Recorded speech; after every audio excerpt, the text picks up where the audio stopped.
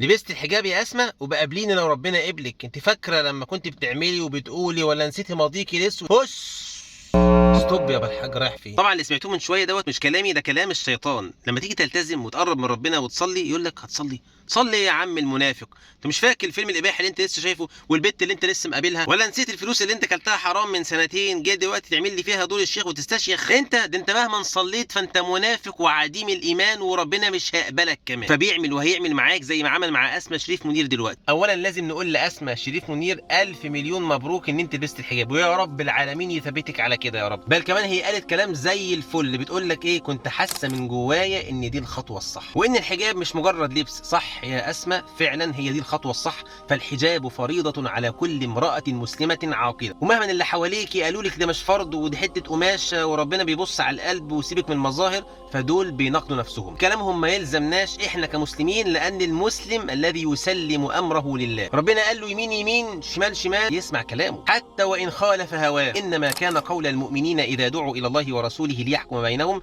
ان يقولوا ايه بقى؟ سمعنا واطعنا. فهو فعلا مش مجرد لبس ولا طرحه ولا حته قماشه بتتحط على الراس او بتغطي بيها الجسم، وانما هو امر من الله عز وجل، ولازم وحتما نسمع كلامه. بتقول عهدي بيني وبين ربنا وراحه ما تتوصفش. هو ده الايمان اذا وقر في القلب، الا بذكر الله تطمئن القلوب. القلب ده بيطمن بعبادته لربنا.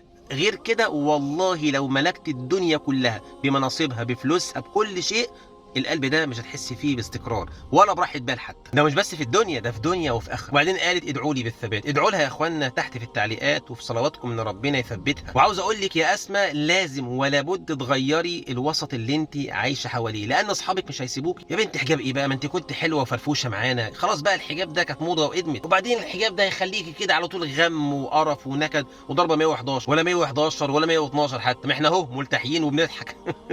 والله الدنيا حلوه كويسه جدا. خلي بالك من الحته دي، لان الصاحب ساحب والمرء على دين خليله كما قال النبي صلى الله عليه وسلم. دايما دعاء ما كانش بيسيبه النبي ابدا. انا بقول لحضراتكم اوعى حد فيكم يسيبه، ولا في صلاته ولا في سجوده ولا في اي وقت. والكلام ده لاسماء شريف منير برضه. قولوا اللهم يا منقلب القلوب ثبت قلوبنا على دين. وعاوزك تاخد بالك من حاجه، ان انت مهما وصلت ذنوبك لعنان السماء، عملت ذنوب الارض كلها صغيره كبيره ما سبتش ولا خليت، ورجعت لربنا في اول لحظه قلت له يا رب انا خلاص تبت وما عدتش اعمل كده تاني، ربنا مش بس يغفر لك ويسامحك، بل هيبدل لك كل سيئاتك اللي فاتت حسنات. إلا من تاب وآمن وعمل عملا صالحا فأولئك